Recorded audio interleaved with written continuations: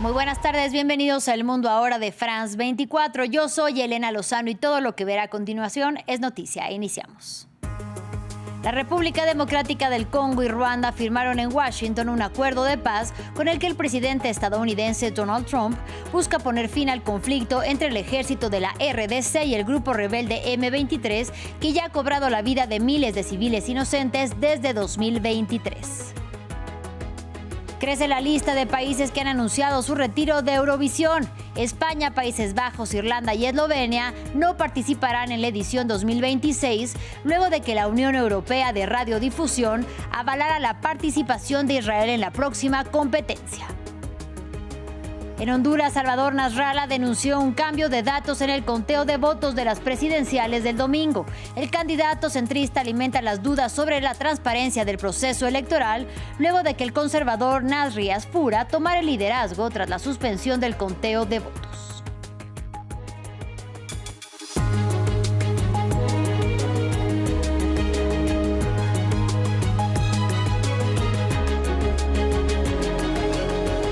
Iniciamos en Washington. Allí los presidentes de la República Democrática del Congo y de Ruanda firmaron con la mediación de Donald Trump un acuerdo que marcaría el fin del conflicto entre ambos países. Desde 2023, los enfrentamientos entre el ejército con el grupo armado M23 han cobrado la vida de miles de civiles inocentes en el este de la RDC.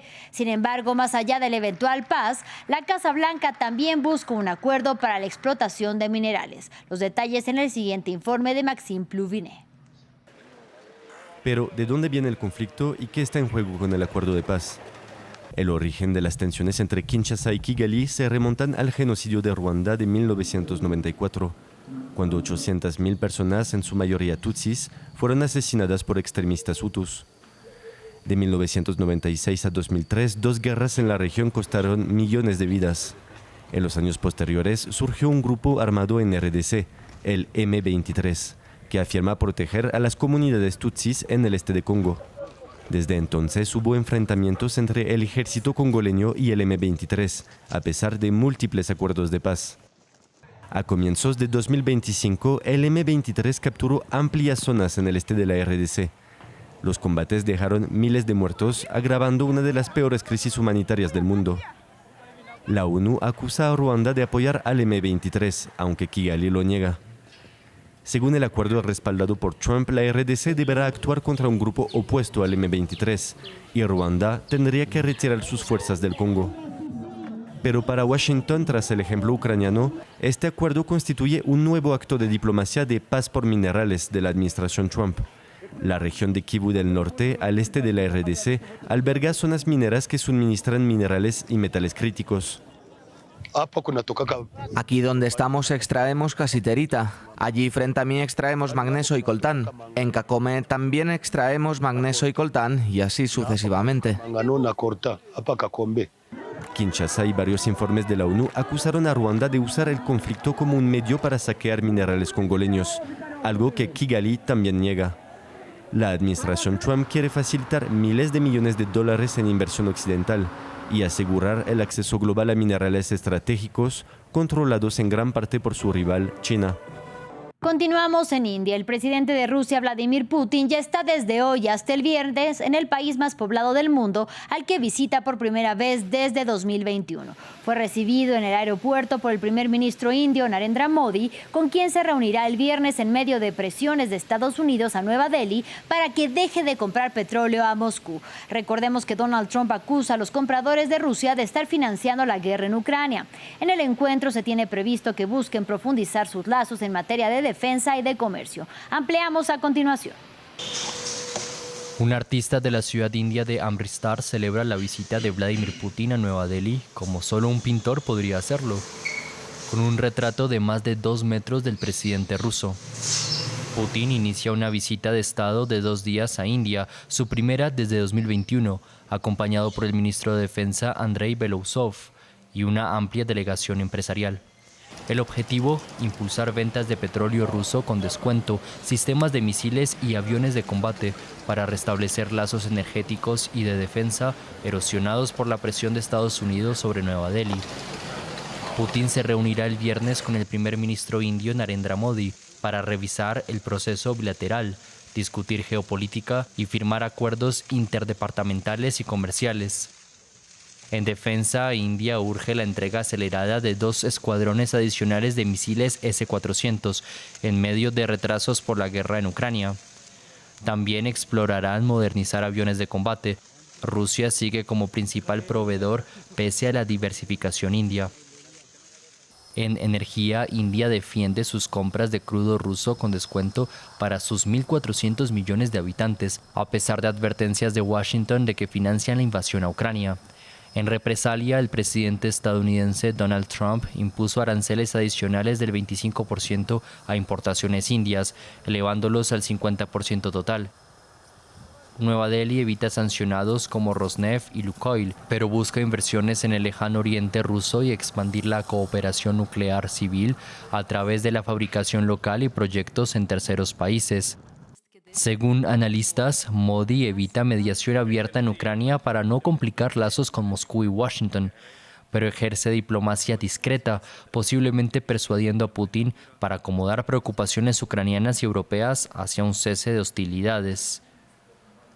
Esta cumbre prueba el equilibrio de Modi, profundizar con Rusia mientras resiste presiones estadounidenses en un contexto de guerra persistente y necesidades energéticas crecientes.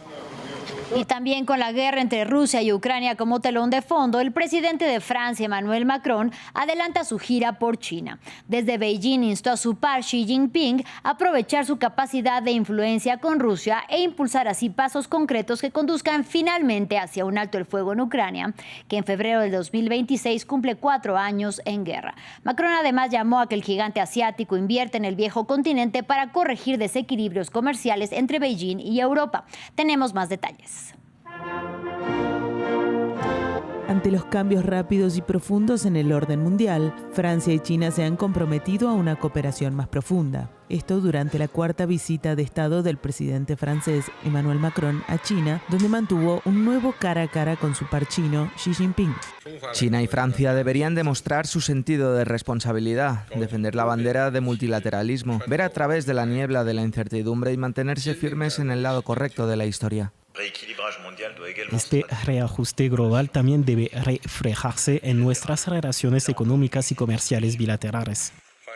La reunión bilateral duró más de 1 hora el jueves, tras la cual Xi anunció acuerdos en las áreas aeroespacial, aeronáutica, energía nuclear e inteligencia artificial. La agenda de las conversaciones también incluyó la invasión rusa de Ucrania. Macron expresó su deseo de que Beijing, que mantiene estrechos vínculos con Moscú, presione a Putin para un alto el fuego inmediato. Esto es clave para el invierno que se aproxima, ya que la infraestructura civil, en particular la energética, aún está bajo el ataque ruso hoy, pero en términos más generales, es fundamental que trabajemos juntos para lograr una paz justa y duradera que respete el derecho internacional. Xi, por su parte, reiteró que él también desea el fin de las hostilidades. En cuanto a la cuestión de la crisis en Ucrania, China apoya todos los esfuerzos que conduzcan a la paz y la esperanza que todas las partes logren un acuerdo de paz justo, duradero, vinculante y mutuamente aceptable mediante el diálogo y la negociación. El viaje de 3 días de Macron se produce en medio de un nuevo impulso por parte de diplomáticos internacionales para negociar una tregua entre Rusia y Ucrania. Hasta ahora, China ha brindado un fuerte apoyo diplomático a Moscú y la ha ayudado a enfrentar las sanciones internacionales mediante un mayor comercio. En más información, parece ser el guión de una película, pero es un caso de la vida real. La justicia británica reveló los resultados de su investigación sobre el envenenamiento con Novichok del ex espía ruso Sergei Skripal, ocurrido en marzo del 2018, y también de la muerte de la ciudadana británica Dawn Sturgess unos meses después. Basándose en una reconstrucción de los hechos con imágenes de cámaras de seguridad, la justicia británica concluyó en la responsabilidad moral del presidente ruso Vladimir Putin en lo sucedido. William Gassó nos cuenta más. Vladimir Putin es el responsable del envenenamiento de Sergei Skripal y de la muerte de la ciudadana británica Dawn Sturgess. Esa es la conclusión de la investigación británica, cuyos resultados han sido publicados el jueves. El ex espía ruso y su hija habían sido envenenados con Novichok en marzo de 2018 en Salisbury, cerca a Londres. conduct of Petrov and Boshirov and their GRU superiors. La conducta de Petrov y Boshirov y de sus superiores de los servicios de inteligencia rusos, así como de quienes autorizaron la misión, incluido, según ha descubierto el presidente Putin, fue increíblemente imprudente.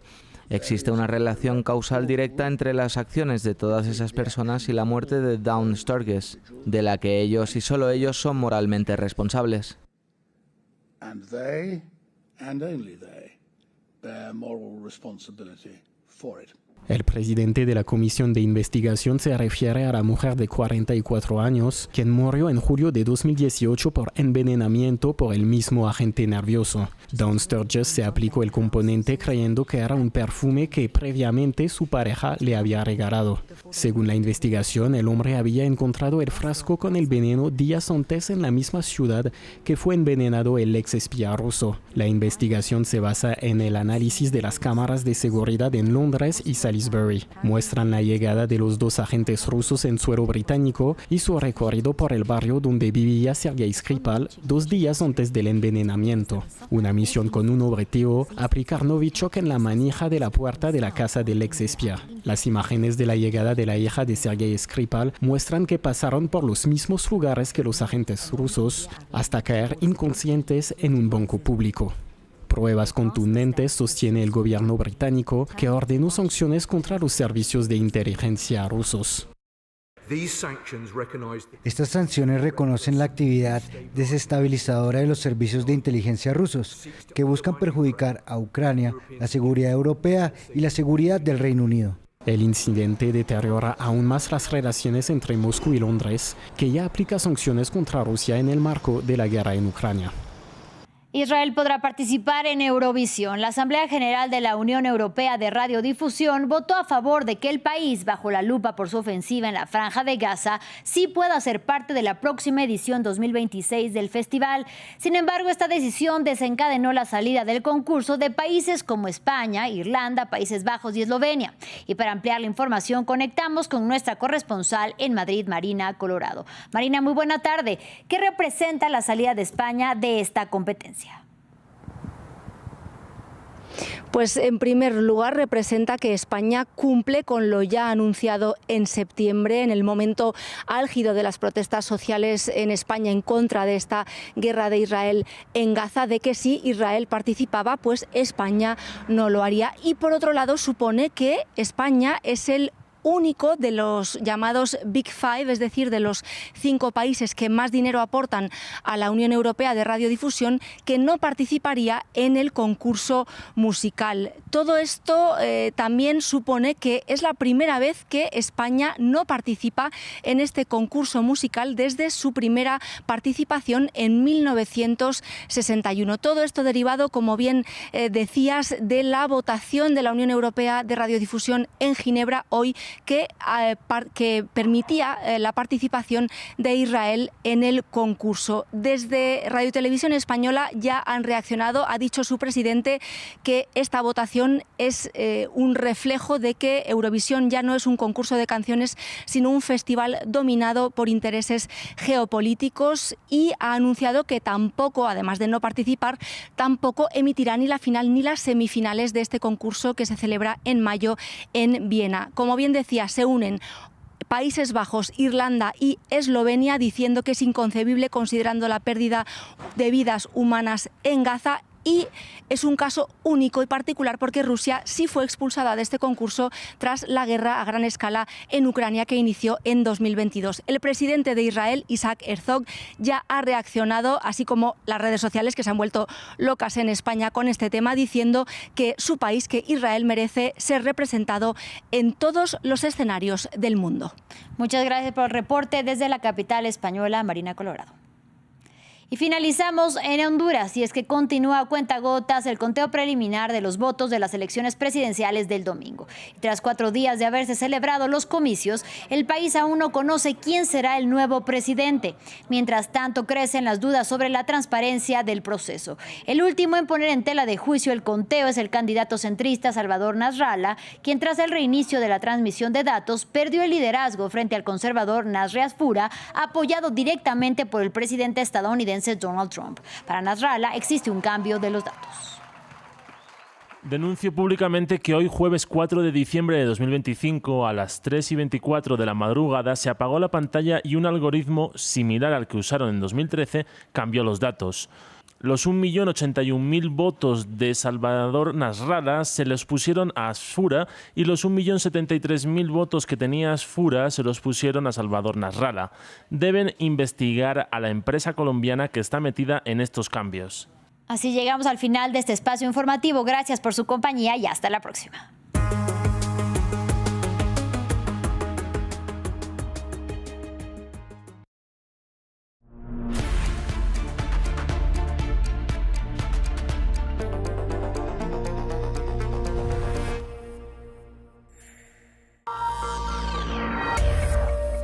Bien, mientras en la mayoría de países de América Latina el servicio militar es todavía obligatorio, aunque con ciertas exenciones, en los países europeos esta política se fue suprimiendo en las últimas décadas.